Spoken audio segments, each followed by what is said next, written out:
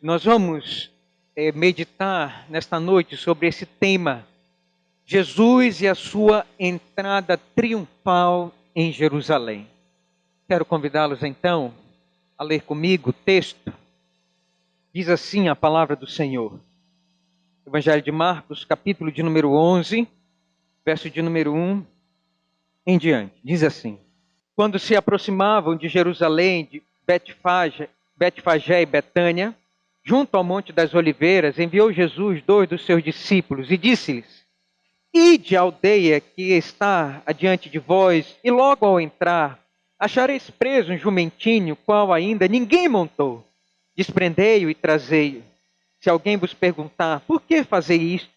Respondei, o Senhor precisa dele e logo mandará de volta para aqui.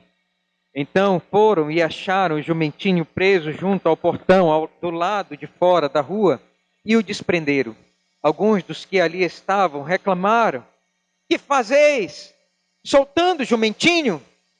Eles, porém, responderam conforme as instruções de Jesus. Então os deixaram ir. Levaram o jumentinho sobre o qual puseram as suas vestes, e Jesus o montou. E muitos estendiam as suas vestes no caminho, e outros ramos que haviam cortado dos campos. Tantos que iam adiante dele, como os que viam depois, clamavam: Hosana! Bendito que vem em nome do Senhor! Bendito o reino que vem, o reino de Davi, nosso pai! Hosana nas maiores alturas! E quando entrou em Jerusalém, no templo, tendo observado tudo, como fosse já tarde, saiu para Betânia com os 12. No dia seguinte, quando saíram de Betânia, teve fome. E vindo de longe uma figueira com folhas, foi ver se nela, porventura, acharia alguma coisa. Aproximando-se dela, nada achou senão folhas, porque não era tempo de figos. Então lhe disse Jesus: Nunca, jamais, coma alguém fruto de ti. E os seus discípulos ouviram isto. E foram para Jerusalém, entrando ele no templo, passou a expulsar os que ali vendiam e compravam, derribou as mesas dos cambistas e as cadeiras dos que vendiam pombas. Não permitia que alguém conduzisse qualquer utensílio pelo templo. Também os ensinava e dizia: Não está escrito: A minha casa será chamada casa de oração para todas as nações? Vós, porém, a tendes transformado em covil de salteadores. E os principais sacerdotes e escribas ouviam estas coisas, procuravam um modo de lhe tirar a vida, pois temiam, porque toda a multidão se maravilhava da sua doutrina. E vindo à tarde, saíram da cidade. E passando eles pela manhã, viram que a figueira secara desde a raiz. Então Pedro lembrou-se e falou: Mestre, eis que a figueira que amaldiçoaste secou. Ao que Jesus lhe disse: Tende fé em Deus, porque em verdade vos afirmo que se alguém disser a este monte, ergue-te e lança-te no mar, e não duvidar no seu coração, mas crê que se fará o que diz, assim será com ele. Por isso vos digo que tudo quanto em oração pedirdes, credes que recebestes, e será assim convosco. E quando estiverdes orando, se tendes alguma coisa contra alguém, perdoai, para que vosso Pai Celestial vos perdoe as vossas ofensas, e vos perdoe as vossas ofensas. Mas se não perdoardes também, vosso Pai Celestial não vos perdoará as vossas ofensas. Então regressaram para Jerusalém, e andando ele pelo templo, vieram ao seu encontro os principais sacerdotes, os escribas e os anciãos, e lhe perguntaram: Com que autoridade fazes estas coisas? Ou quem te deu tal autoridade para as fazeres? Jesus lhe respondeu: Eu vos farei uma pergunta. Respondei-me, e eu vos direi com que autoridade faço estas coisas. O batismo de João era do céu ou dos homens? Respondei. E eles discorriam entre si, e se dissermos do céu, dirá: Então por que não acreditastes nele? Se porém dissermos dos homens, é de temer o povo, porque todos consideravam João como profeta. Então responderam a Jesus: Não sabemos. E Jesus, por sua vez, lhe disse: Nem eu, tampouco, vos digo com que autoridade faço estas coisas. Vamos orar? Senhor, muito obrigado por esta hora. Nós queremos, Senhor, pedir, clamar mais uma vez, que o Senhor agora se manifeste com poder, porque, Senhor, nós cremos que o Evangelho de Deus é o poder para a salvação. Por isso, Senhor, mostra o teu poder sobre a nossa vida. Na medida que o teu Evangelho, Senhor, ele é pregado e aplicado aos nossos corações.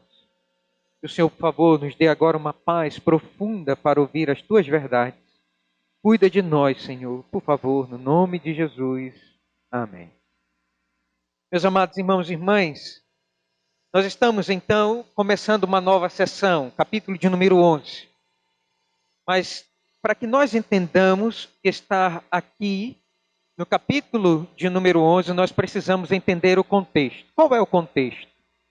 Nós encerramos, meus irmãos, o capítulo de número 10, falando sobre a cura do cego de Jericó. Aquele cego, mendigo, Bartimeu, era o seu nome, que estava sentado à beira do caminho.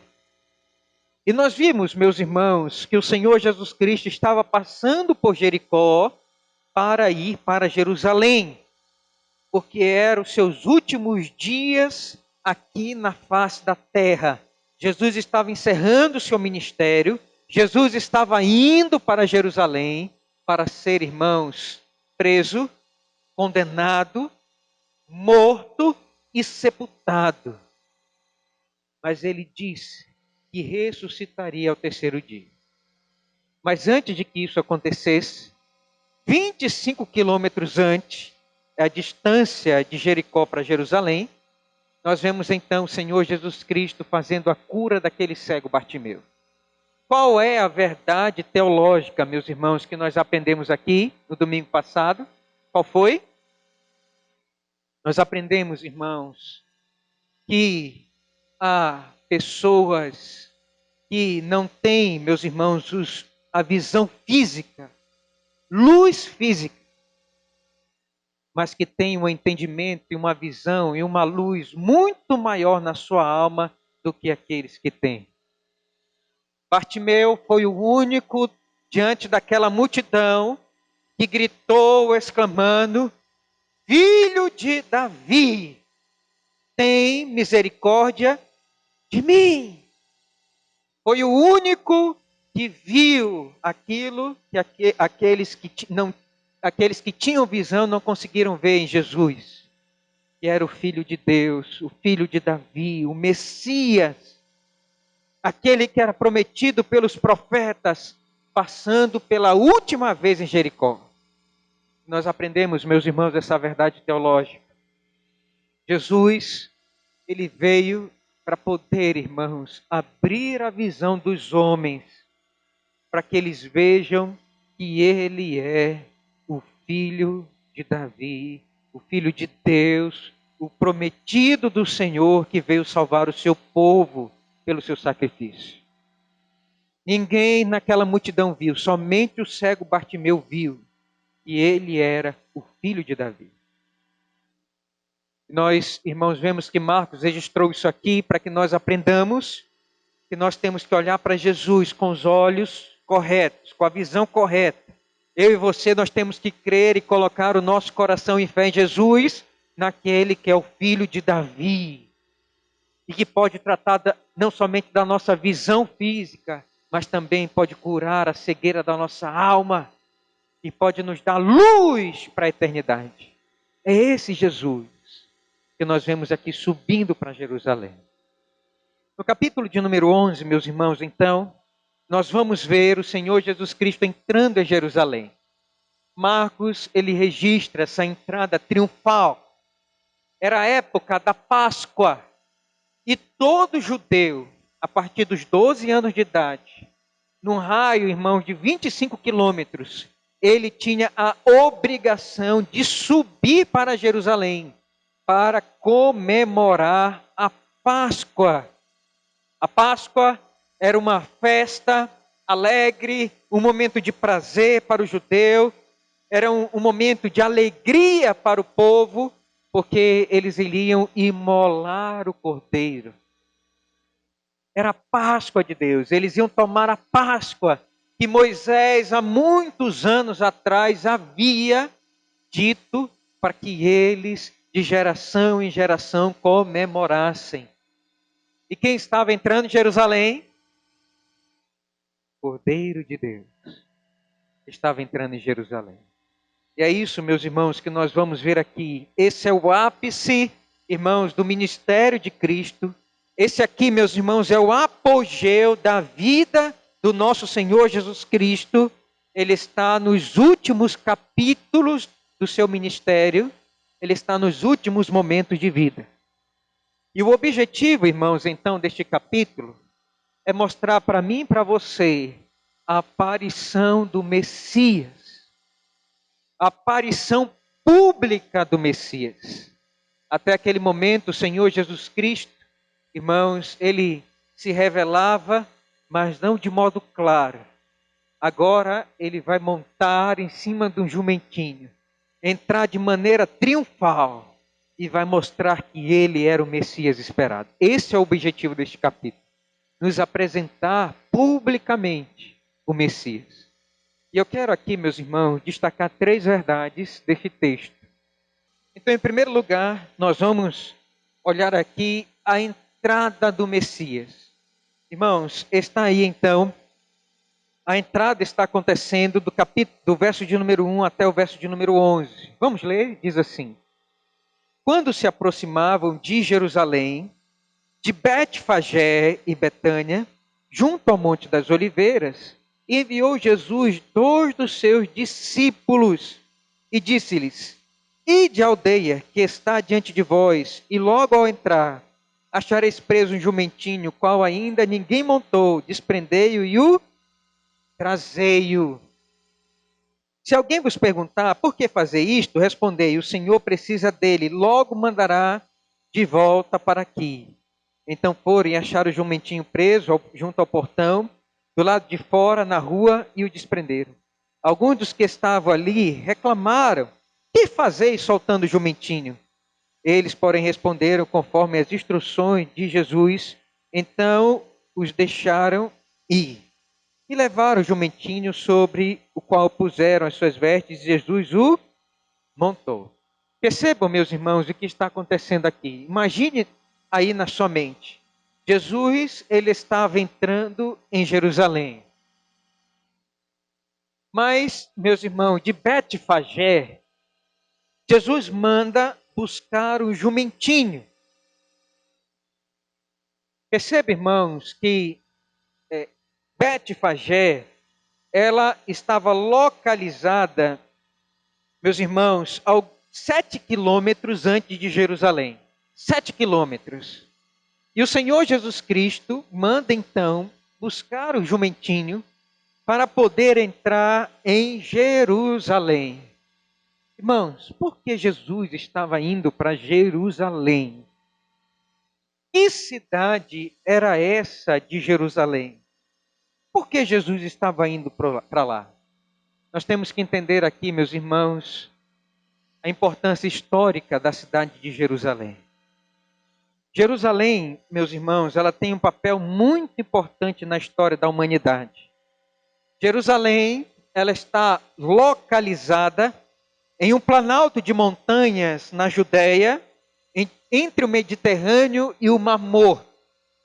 E Jerusalém, meus irmãos, ela tem uma importância fundamental, porque ela, irmãos, foi a cidade conquistada, conforme a tradição bíblica. Você vai ver isso lá em 2 Reis, capítulo 5, verso 9.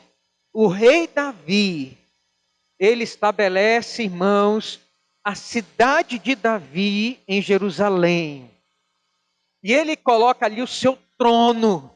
E o Reino Unido vai estar ali em Jerusalém.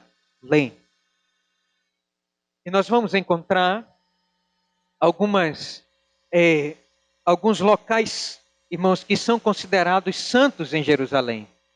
Você vai encontrar em Jerusalém, né, o Muro das Lamentações, até o dia de hoje. Você vai encontrar esse pedaço do muro, né, do templo que foi reconstruído por Herodes, mas que foi destruído no ano 70 depois de Cristo.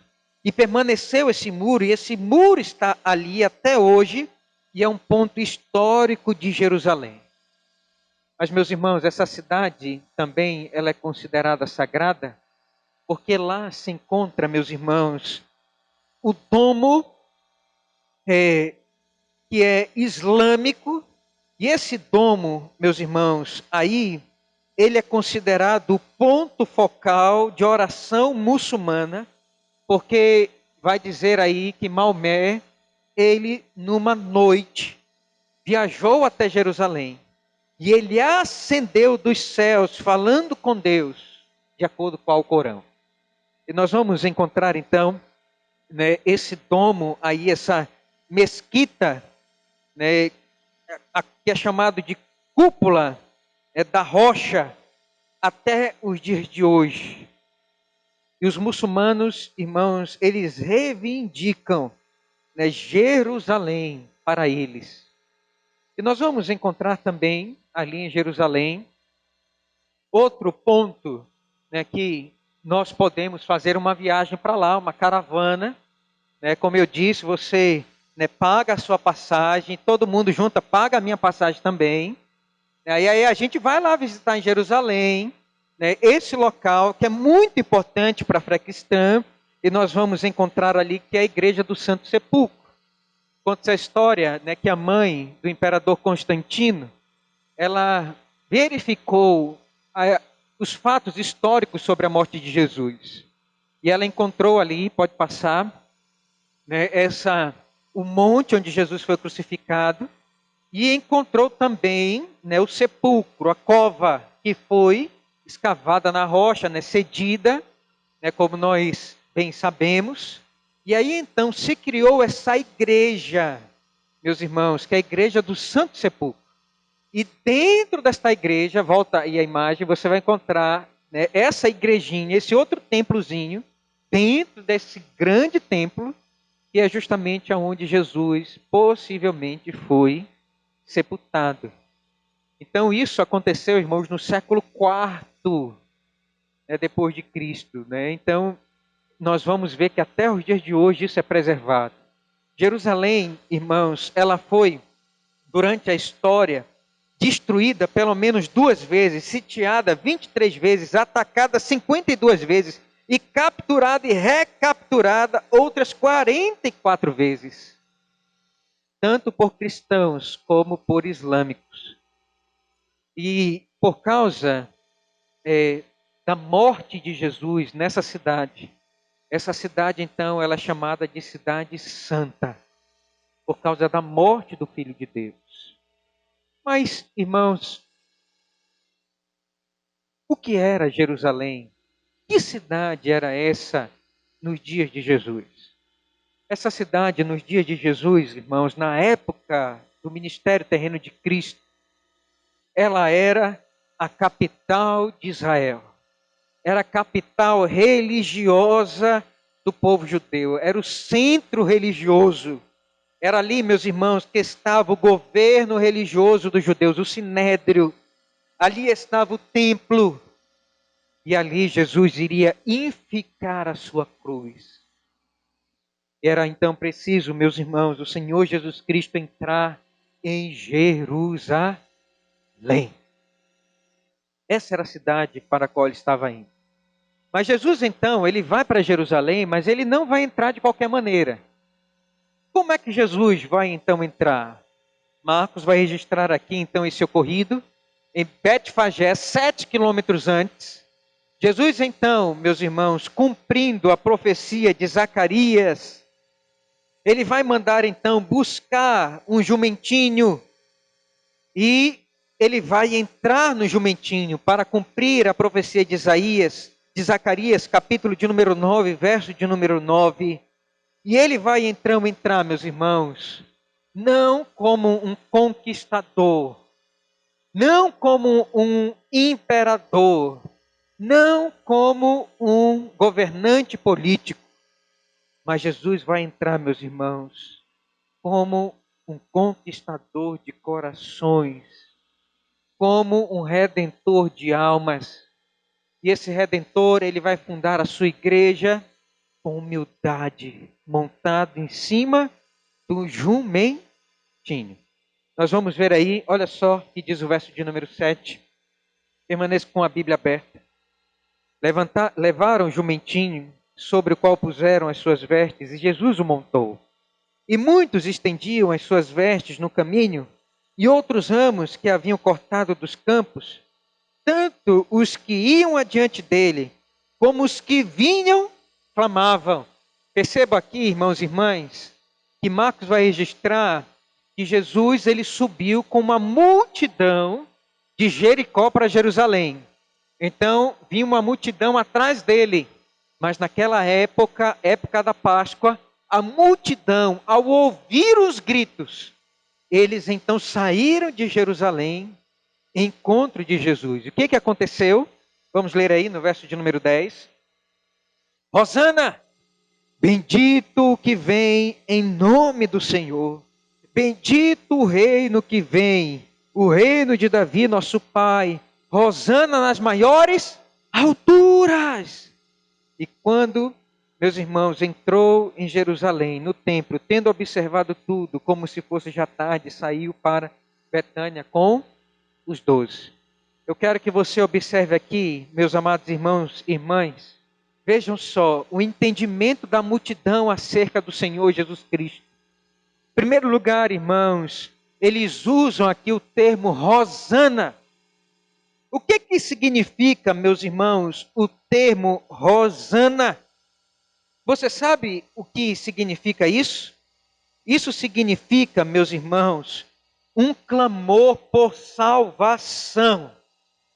Hosana significa, meus irmãos, clamar por libertação, suplicar por salvação. E aquela multidão estava então entendendo que aquele que estava chegando ali era o Salvador, era o Redentor, era ele que vinha dar descanso para o seu povo, era aquele que vinha, meus irmãos, dar a salvação de suas almas para a sua igreja. E eles gritavam: Hosana, Hosana nas maiores alturas, chegou o Salvador, o Senhor Jesus Cristo. Era isso que eles clamavam. Em segundo lugar, meus irmãos, veja só aqui, que eles vão gritar, irmãos, mostrando o entendimento, meus irmãos, deste Messias. Em segundo lugar, eles vão aqui mostrar que esse Messias, ele não era somente Salvador, mas ele também era Rei. Perceba aí, por favor, verso de número 10, o que diz aí? Vamos ler juntos. Bendito o reino que vem, o reino de Davi, nosso pai. Hosana nas maiores alturas. Perceba, irmãos, esse Jesus, ele não era somente Salvador, mas ele era Rei. Mas ele não vinha, irmãos, para estabelecer um reino político, como queriam os judeus. O Senhor Jesus, ele vem sentado no jumentinho, humilde. E ele vem para poder fundar a sua igreja. E essa igreja, irmãos, ela é um reino espiritual, é um reino de Deus, é um reino que começa nos corações e não aqui nesta terra. Mas vai ser, irmãos, continuado nos céus. E as pessoas aqui, elas gritavam então por um clamor de salvação e davam louvores a este rei que estava chegando para reinar sobre o seu povo. E nós vamos ver, meus amados irmãos, isto aí claramente,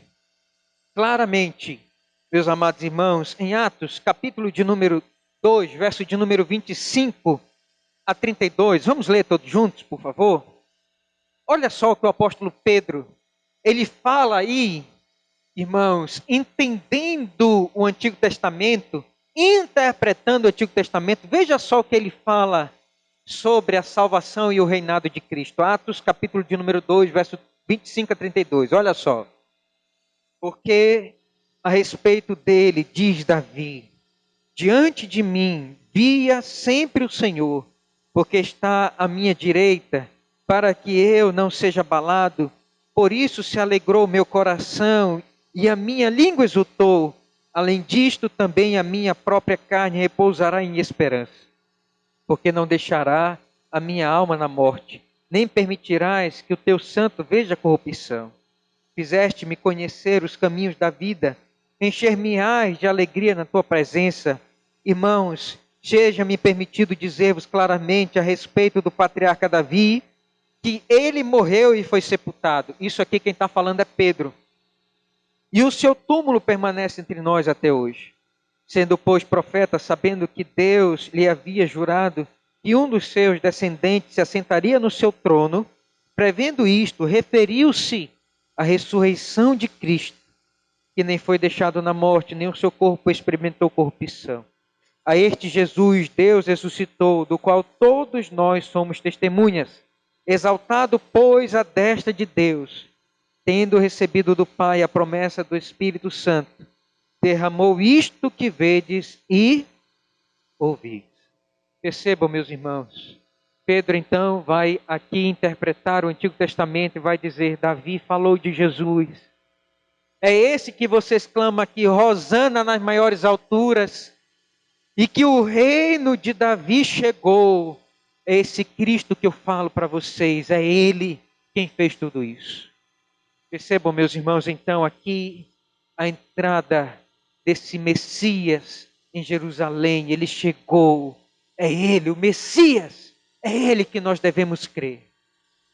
Mas, meus amados irmãos, o texto vai continuar e vai dizer aí, meus irmãos, então, verso de número 11, que quando Jesus entrou em Jerusalém, ele no templo observou tudo, veja só, Jesus, irmãos, ele olha tudo direitinho, ele faz a supervisão. Mas Jesus, irmãos, ele não é aqui, como nós aprendemos hoje de manhã, como Noé. Jesus não é impaciente, Jesus não é apressado. Jesus, ele observa tudo o que está acontecendo, para depois agir. E nós vamos ver isso mais para frente na purificação do templo. Antes disso, irmãos, nós vamos ver aí o juízo do Messias. Segundo lugar, vamos ler todos juntos? Qual foi o juízo do Messias ao chegar em Jerusalém? Verso de número 12 a 14 diz assim: No dia seguinte, quando saíram de Betânia, teve fome. E vendo de longe uma figueira com folhas, foi ver se nela, porventura, acharia alguma coisa. Ora, irmãos, as figueiras, elas davam fruto 3 vezes no ano. Mas naquele período de abril, meus irmãos, as figueiras não era para dar fruto, não era tempo de figos. E nós vamos ver, meus amados irmãos, aqui o Senhor Jesus Cristo indo até essa figueira. Por que ele vai até essa figueira? Porque ela tinha folhas. E se tinha folhas, ela tinha que ter fruto. Mas percebam que aqui era uma propaganda enganosa. Senhor Jesus, o Rei dos Reis, o Messias, ele diz: eu estou com fome, vou pegar um figo. E quando ele chega lá, não tem figo nenhum. O que é que acontece, irmãos? Vamos ver aqui, verso 13. E vendo de longe uma figueira com folhas, foi ver se nela, porventura, acharia alguma coisa. Aproximando-se dela, nada achou senão folhas, porque não era tempo de figos, era abril, não era tempo de figos. Então lhe disse Jesus: nunca, jamais, coma alguém fruto de ti. E os seus discípulos ouviram isto. O que é que o Senhor Jesus Cristo, irmãos, estava falando aqui? Vejam comigo, por favor, o verso de número 20. E passando eles pela manhã, viram a figueira seca desde a raiz. Então Pedro, lembrando-se, falou: Mestre, eis que a figueira que amaldiçoastes secou. Irmãos, por que o Senhor Jesus Cristo fez isso? Meus amados irmãos e irmãs, a figueira, ela, em várias partes do Antigo Testamento, é a representação de Israel.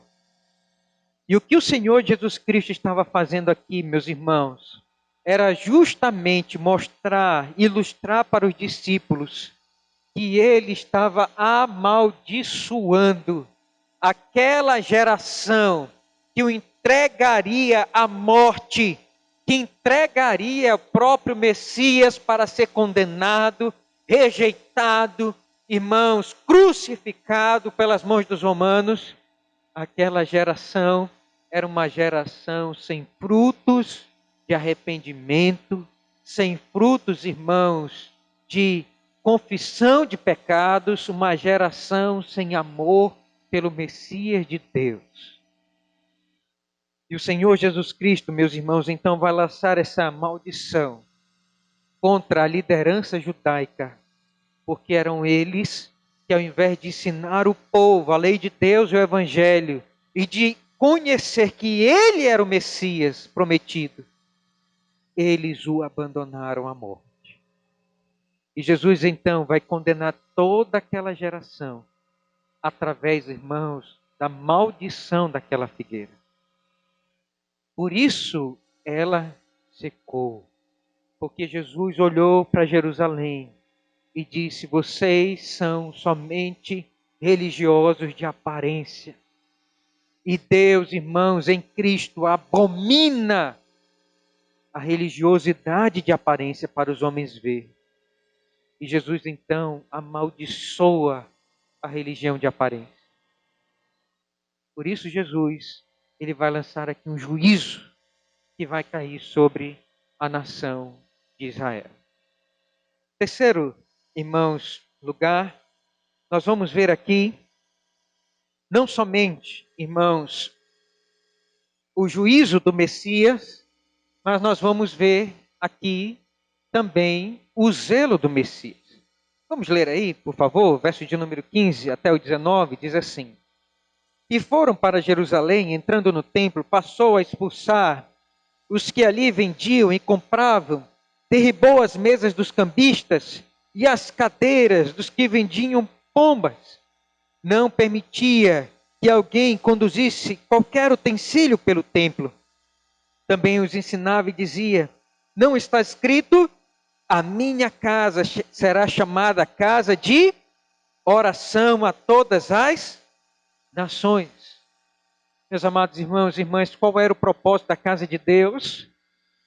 Ser uma casa de oração e de buscar a Deus por todas as nações. Mas o que aconteceu com o templo, com a casa de Deus naqueles dias? Possivelmente, meus irmãos e irmãs, a liderança judaica, os sacerdotes, irmãos, concomitantemente com os cambistas e os vendedores de animais, eles aqui auferiam lucro com essas vendas no templo. Possivelmente, meus irmãos e irmãs, os judeus, na época da Páscoa, levavam os animais para sacrificar, mas aí os vendedores, irmãos, os sacerdotes olhavam para a oferta e diziam: não, essa aqui não presta. Você tem que ir lá fora comprar. Compre porque aquela é santa, é sagrada e perfeita. E então, as pessoas que não tinham nem dinheiro, tinham então que arrumar o dinheiro para poder comprar o sacrifício e trazer para poder, irmãos, ofertar. E naquela época, haviam cambistas, como nos nossos dias. Quem são os cambistas? São aqueles que trocam moeda de câmbio.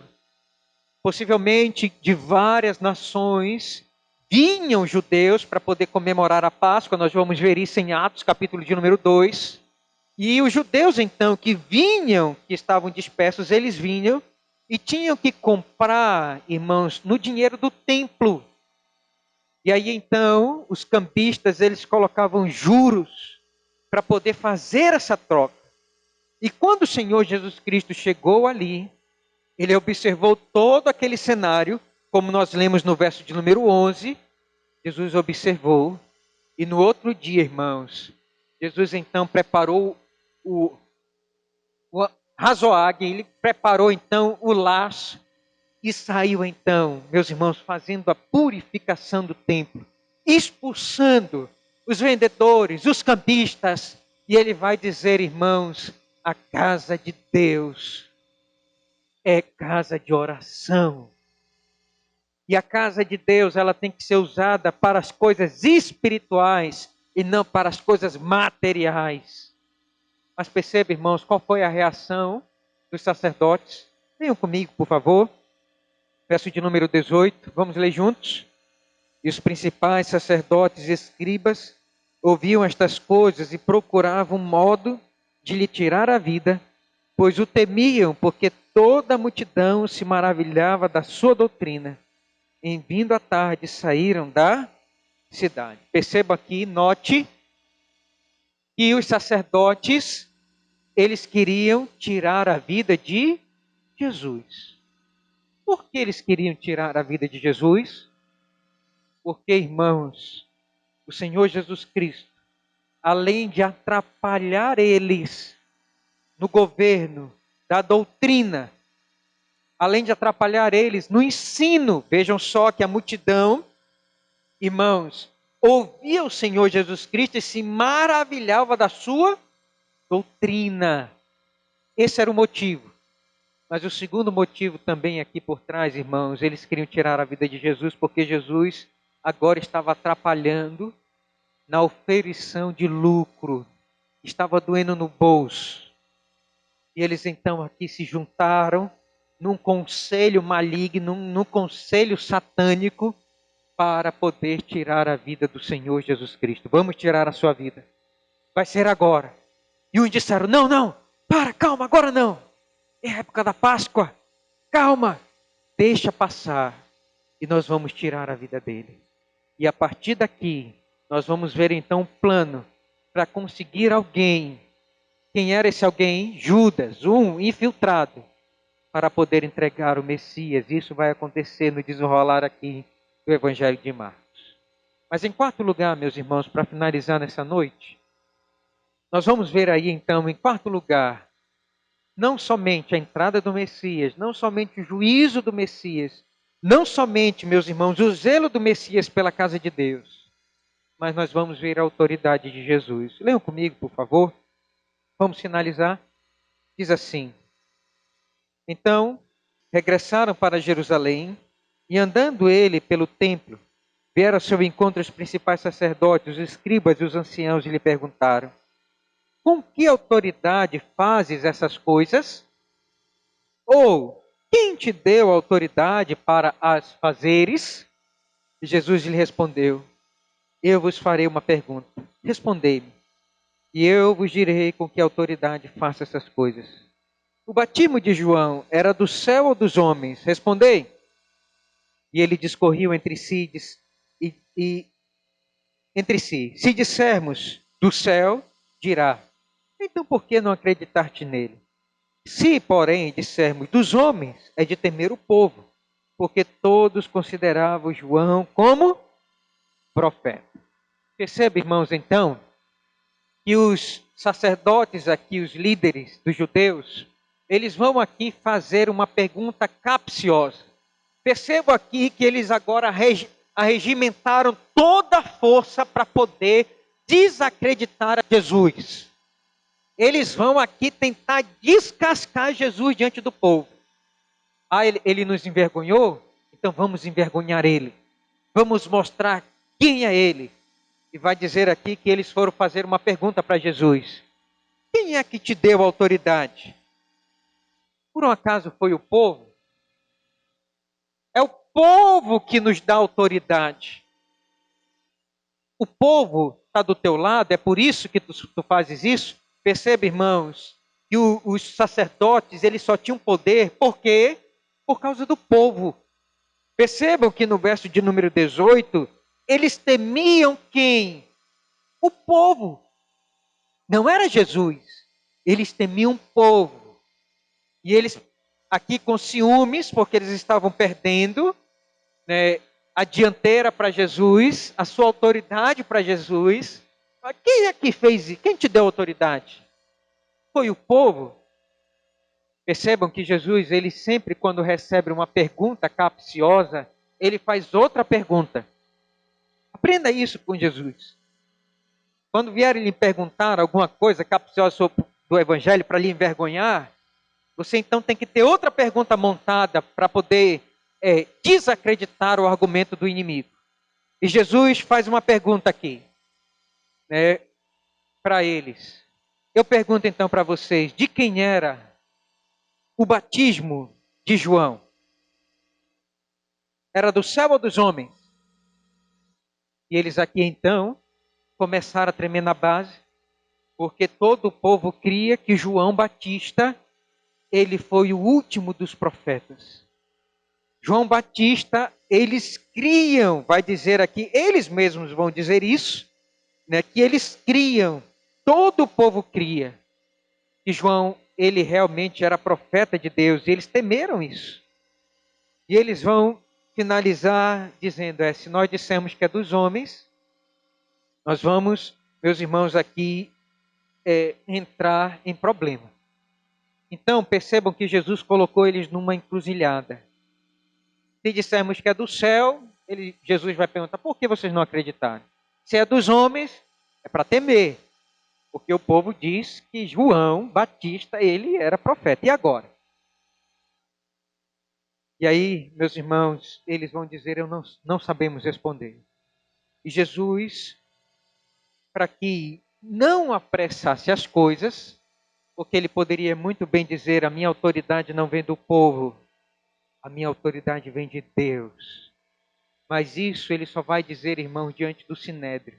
Para não adiantar as coisas, ele então vai dizer, sabiamente, verso 33, então responderam a Jesus, não sabemos. E Jesus, por sua vez, lhe disse, nem eu, tampouco, vos digo com que autoridade faço estas coisas.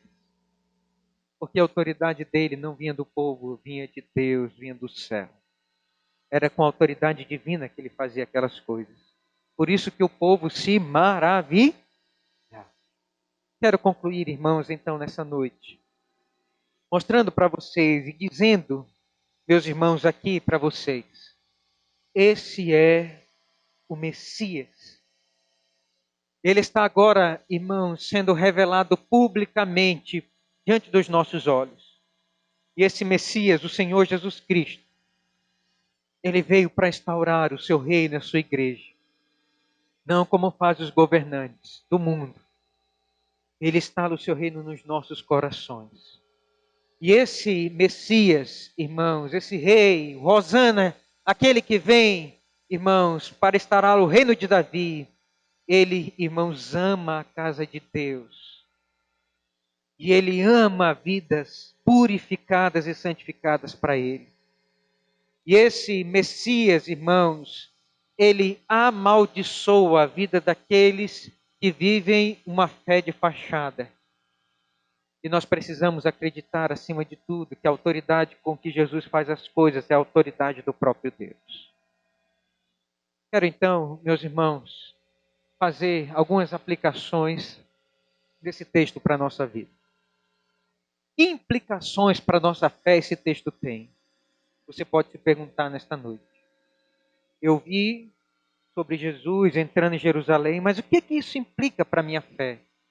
Na prática, para a minha vida cristã, o que nós podemos aprender aqui? Em primeiro lugar, meus irmãos, vamos ler todos juntos? O cumprimento efetivo do plano da salvação. Perceba, irmãos e irmãs, aqui o cumprimento efetivo do plano eterno da salvação. Nós temos que crer, meus irmãos, que a entrada de Jesus em Jerusalém para ser condenado, para ser preso, para ser morto e ressuscitar, irmãos, em Jerusalém, não foi algo, meus irmãos, planejado aqui na terra, mas foi o cumprimento de uma agenda divina, celeste, irmãos, que veio ser cumprido no tempo e no espaço, na vida do Senhor Jesus Cristo e no seu ministério.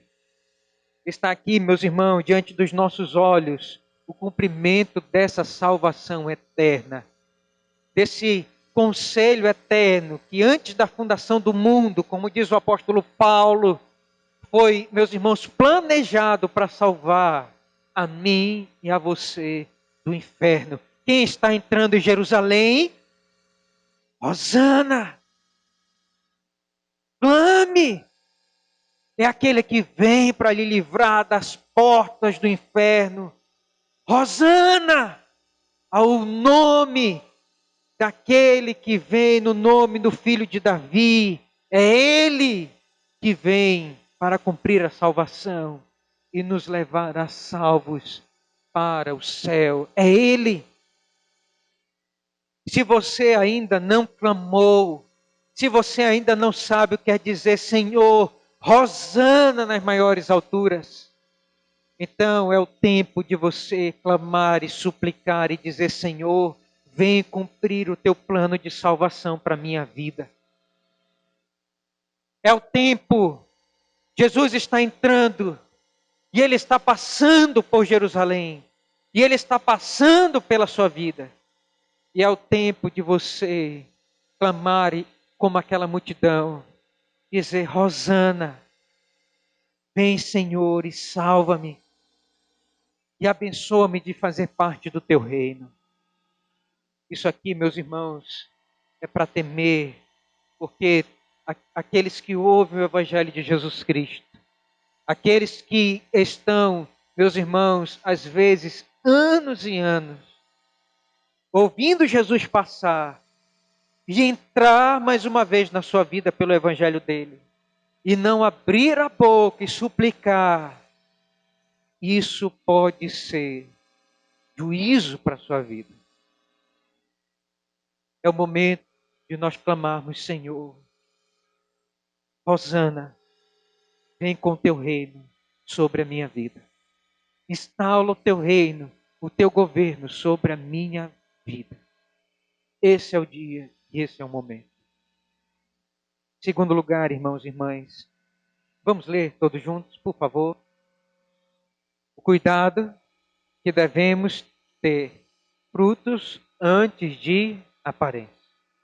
Esse texto, meus irmãos, por que nós temos Marcos 11 na Bíblia? Para mostrar o cuidado que eu e você devemos ter frutos antes de ter aparência. Eu quero dizer para você que isso aqui, meus irmãos, é um pecado terrível.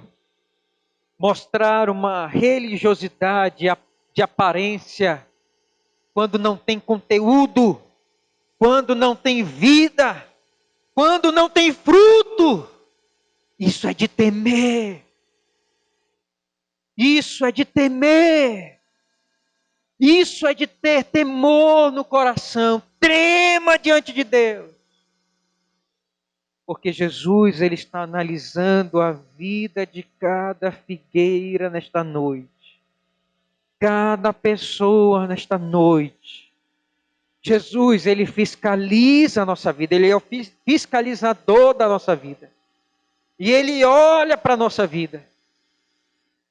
E se Jesus não vê frutos do Espírito Santo na sua vida, só folhas, é de temer. O que Jesus quer não é a sua religiosidade.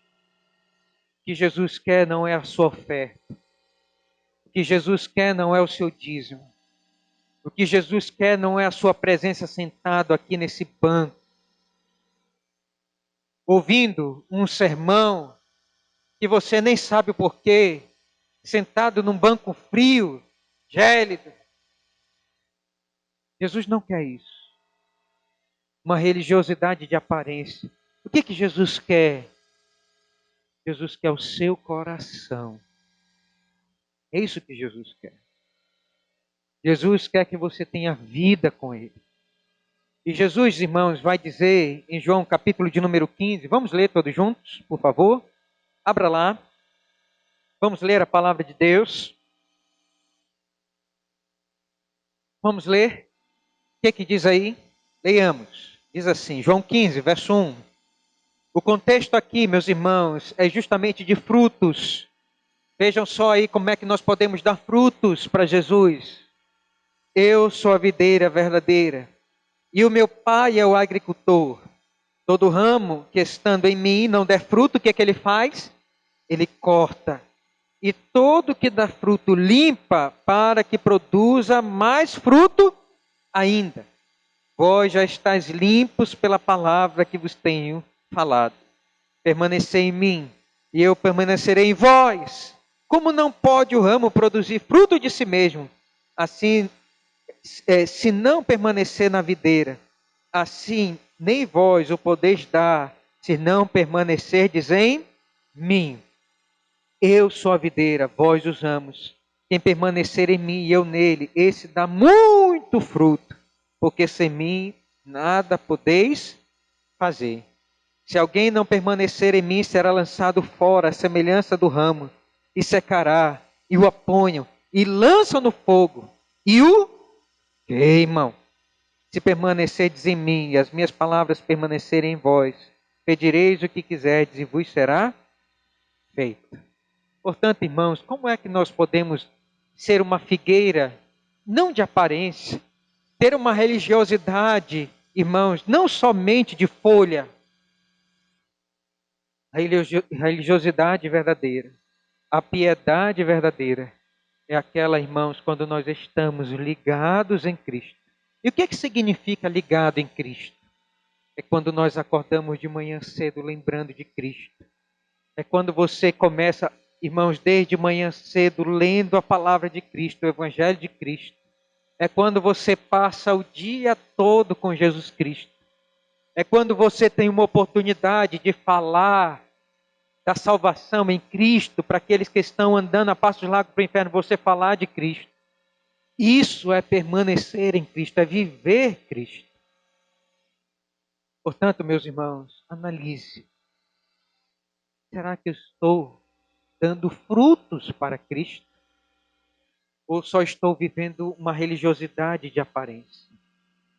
Meus irmãos, o Senhor Jesus Cristo, Ele diz: aqueles que fazem para os homens ver, já receberam a sua recompensa. Porque os homens já viram. Mas aqueles que fazem para Deus ver, do céu, receberão a sua recompensa. Portanto, tome cuidado e viva uma vida para dar frutos em Cristo Jesus. Não morra sem dar frutos para o Evangelho, para o reino de Deus. Morra dizendo: Senhor, eu quero dar frutos para o Senhor. Senhor, me ajuda a dar frutos para o Senhor. Que essa seja a sua oração todos os dias. Dar frutos para Cristo e não somente folhas. Terceiro lugar, vamos ler todos juntos? Qual a implicação, irmãos, de Marcos capítulo 11? Vamos ler todos juntos? O cuidado. Segundo Marcos 11, irmãos, qual é o propósito da casa de Deus? É uma casa de oração. A casa de Deus, meus irmãos, ela tem um propósito de nos levar a buscar as coisas espirituais, os meios de graça, para termos uma vida, irmãos, santa, pura, santificada. Terceiro lugar, eu quero dizer aqui para você nessa noite, não para a sua destruição, mas para o seu bem. Ouça isso. Você tem que vir na casa de Deus para ter uma vida cada vez mais pura e santa diante de Deus. É aqui que Jesus, irmãos, levanta o razoágue para nos dar. E que o Senhor, pela lei, pelo Evangelho, realmente nos purifique. E que a disciplina espiritual, irmãos, de ouvir o Evangelho, de ouvir o sermão, possa tirar, irmãos, todos os cambistas, toda aquela troca, né, toda aquela venda que nós fazemos muitas vezes com o Evangelho. Que é trocar o Evangelho pelas coisas deste mundo, que é viver aqui uma vida mundana, que é preferir uma vida, irmãos, trocando as coisas do céu pelas do mundo. Que o Senhor Jesus Cristo aqui, irmãos, na medida que nós vimos para a igreja, que Ele pelo sermão e que Ele pela sua palavra, Ele realmente, irmãos, nos faça alertas, cada lambada nele nas nossas costas, possa nos fazer alertas para as realidades do céu e purificar a nossa vida. Então esse sermão é para mostrar para você, meus irmãos, que Jesus, Ele é zeloso da sua vida. Ele ama muito você. E Ele quer purificar a sua vida à medida que você ouve o Evangelho. Para que nós ouvimos o Evangelho? Para nos consertar, para nos endireitar e para que tenhamos uma vida mais santa e mais pura diante dos olhos de Jesus. Então a casa de Deus, irmãos, é para nos santificar. Esse é o propósito. E que você saia aqui com esse compromisso de pensar nos seus pecados e dizer: Senhor, o que eu tenho trocado? Qual é o câmbio que eu tenho feito? Será que eu tenho colocado em primeiro lugar as tuas coisas? Ou a moeda do mundo? Aquilo que é de César é mais caro para mim do que as coisas do Senhor. Então viva uma vida santa, procurando se santificar. Porque Jesus é zeloso da sua casa. E não vai ficar na casa de Deus quem vive uma vida impura. Porque Deus, irmãos, Ele não se relaciona com pecadores que vivem uma vida impura. O Evangelho é para aqueles que querem viver uma vida pura, santa, pia. É para isso que nós vemos a igreja. Quarto e último lugar, para finalizar. Vamos ler aí todos juntos? Cuidado que devemos de ter com a autoridade de Jesus. Marcos capítulo 11 fala sobre o cuidado que nós devemos de ter com a autoridade de Jesus. Ele quer que demos frutos, Ele quer que estejamos limpos e, por fim, Ele quer que nós creiamos na sua autoridade. Antes de qualquer liderança deste mundo, a maior voz que você deve ouvir é a voz de Jesus. Antes de qualquer voz que possa querer se estabelecer como aquela que manda na sua vida, até o seu coração, você tem que entender que a maior autoridade é Jesus. E a voz de Jesus tem que ser a maior autoridade para a sua vida. Se Jesus diz vai, você deve ir. Se Jesus diz vem, você deve vir. Então, meus irmãos, Jesus tem que ser a maior autoridade para a nossa vida. Se você quer ter uma vida cristã, autêntica, então, irmãos, olhe para a entrada do Messias na sua vida. Olhe para os juízos do Messias. Irmãos, contra uma vida de aparência. Olhe para o zelo do Messias para com a sua casa, para com o seu povo, para com o seu corpo, para com a sua família. E por fim, olhe a autoridade do Messias. É isso que Marcos, capítulo de número 11, vem a nos ensinar. Que Deus, pois, nos abençoe pela sua palavra nesta noite. Amém.